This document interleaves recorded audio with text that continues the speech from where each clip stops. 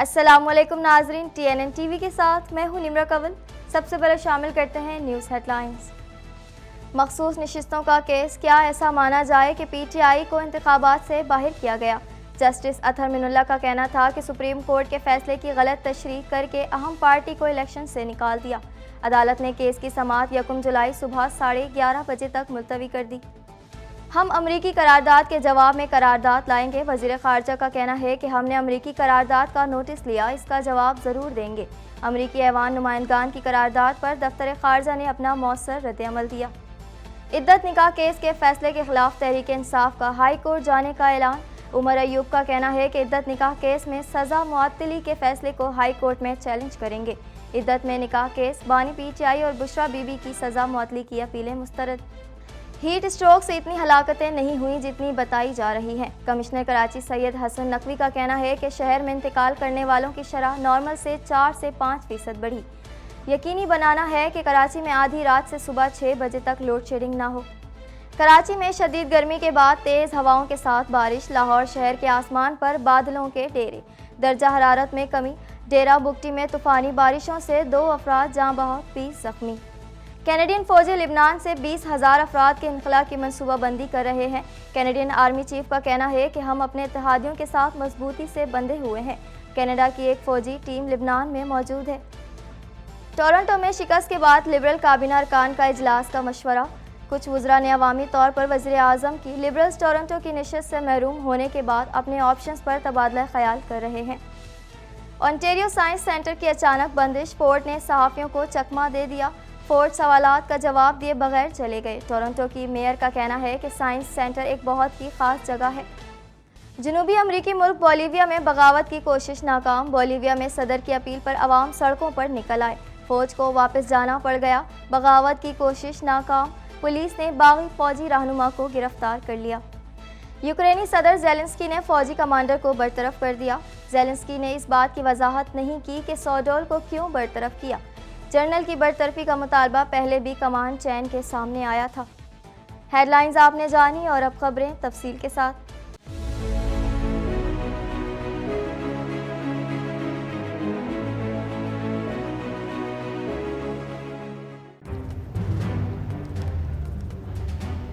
Islamic Finance TV, the only TV channel of the fastest growing Islamic economy in the world and the prime mover of Islamic finance news.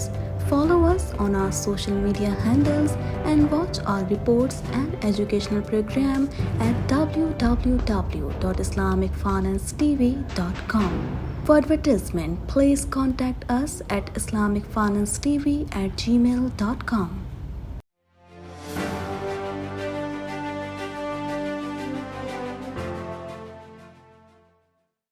Chief justice قاضی فائز عیسیٰ کی سربراہی میں 13 رکنی full court نے مخصوص نشستوں سے متعلق سنی اتحاد کونسل کی اپیل پر سماعت کی۔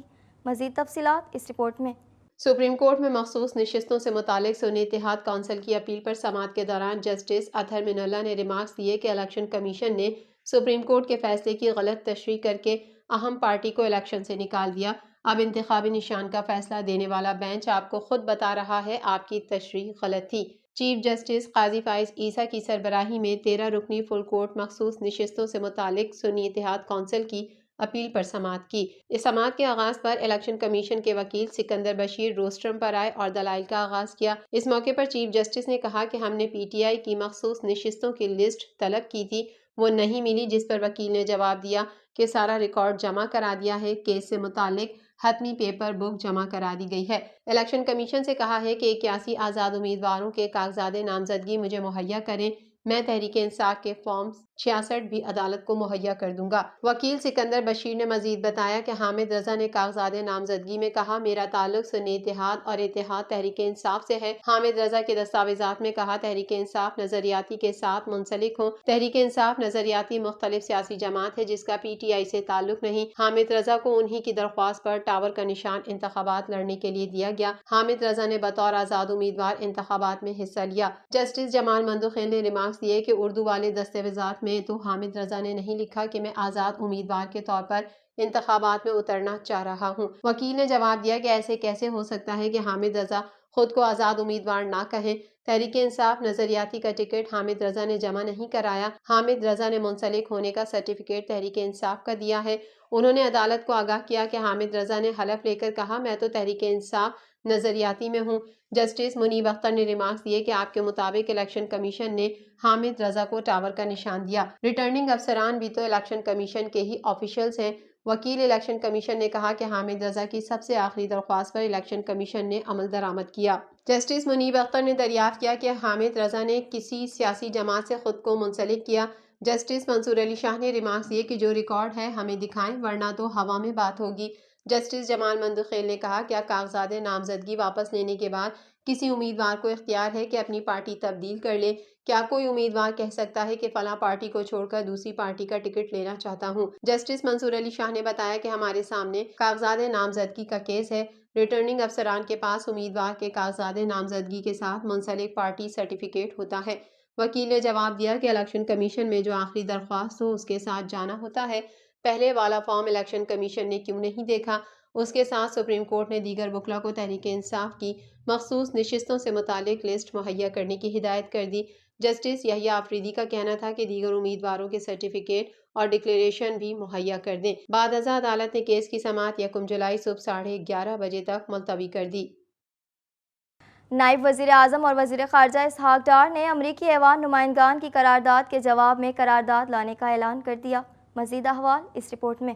نائب وزیر اعظم اور وزیر خارجہ اسحاق ڈار نے امریکی ایوان نمائندگان کی قرارداد کے جواب میں قرارداد لانے کا اعلان کر دیا۔ اسپیکر سردار ایاز صادق کی زیر صدارت قومی اسمبلی کا اجلاس ہوا جس میں خارجہ پالیسی اور پاکستانی الیکشن سے متعلق امریکی قرارداد پر بات ہوئی۔ وزیر خارجہ اسحاق ڈار نے کہا کہ امریکی ایوان نمائندگان کی قرارداد پر دفتر خارجہ نے اپنا مؤثر رد عمل دیا ہے۔ ہم امریکی ایوان نمائندگان کی قرارداد کے جواب میں قرارداد لائیں گے۔ قرارداد کا مسودہ تیار ہے، ہم نے امریکی قرارداد کا نوٹس لیا، اس کا جواب ضرور دیں گے۔ نائب وزیر اعظم اسحاق ڈار نے سمندر پار پاکستانیوں کو ووٹ کا حق دینے کے لیے آئینی ترمیم کے لیے اپوزیشن کو اشتراک کی پیشکش کرتے ہوئے کہا کہ سمندر پار پاکستانیوں کو ووٹ کا حق ڈالنے سے متعلق میں حاضر ہوں۔ واضح رہے کہ گزشتہ روز امریکی کانگریس نے پاکستان کے 8 فروری کو ہونے والے عام انتخابات میں مداخلت اور بے ضابطگیوں کی شکایتوں کی غیر جانبدارانہ تحقیقات کرنے کی قرارداد بھاری اکثریت سے منظور کی ہے۔ دفتر خارجہ نے کہا ہے کہ ایوان نمائندگان کی قرارداد پاکستان کی سیاسی صورتحال کی ادھوری سمجھ کا نتیجہ ہے۔ تو ہم نے اس کا نوٹس لیا ہے، اس کی ڈرافٹ ریزولوشن تیار ہے، بہت ٹریجری بینچز کے جو جتنے پارلیمانی لیڈرز ہیں اور اپوزیشن کا ساتھ شیئر ہوگی، and I would request that we must come in unity with a clear resolution against or in response to the US resolution. Pakistan Tehreek Insaf کے رہنما عمر ایوب نے کہا ہے کہ عدت نکاح کیس میں سزا معطلی کے فیصلے کو ہائی کورٹ میں چیلنج کریں گے۔ مزید تفصیلات اس رپورٹ میں۔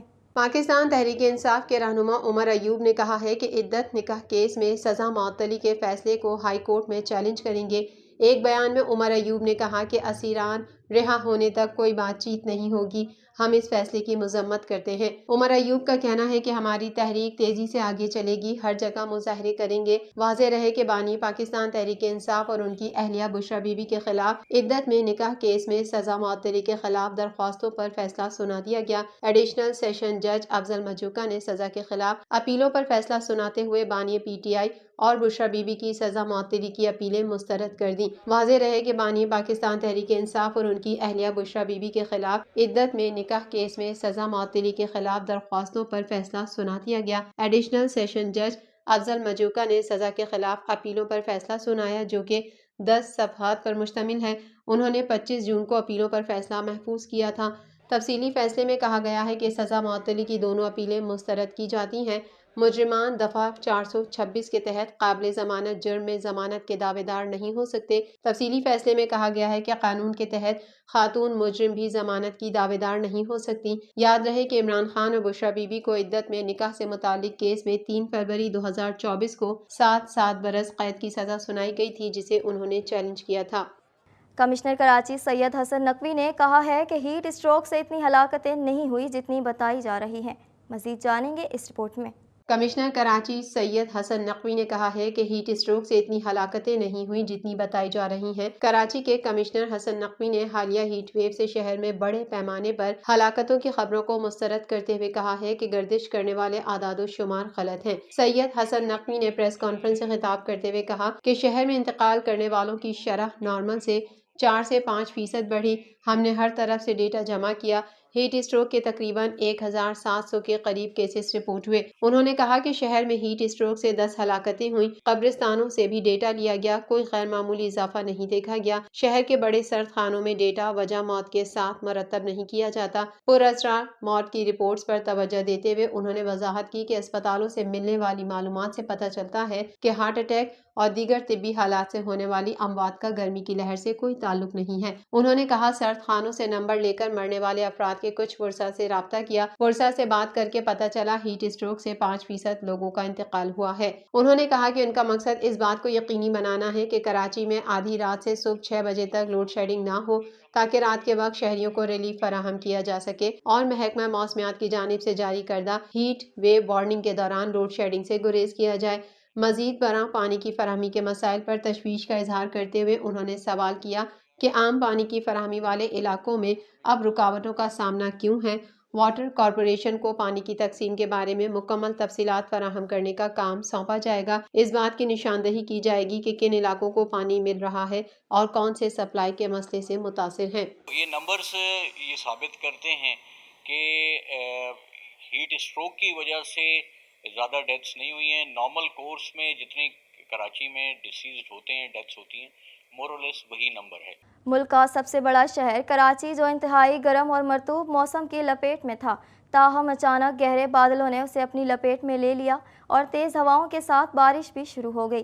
مزید جانیں گے اس رپورٹ میں۔ ملک کا سب سے بڑا شہر کراچی جو انتہائی گرم اور مرطوب موسم کی لپیٹ میں تھا، تاہم اچانک گہرے بادلوں نے اسے اپنی لپیٹ میں لے لیا اور تیز ہواؤں کے ساتھ بارش شروع ہو گئی۔ محکمہ موسمیات کے مطابق بارش برسانے والے بادل گلشن معمار اور مضافات میں داخل ہونے کے بعد شہر کے مختلف علاقوں میں بارش جاری ہے۔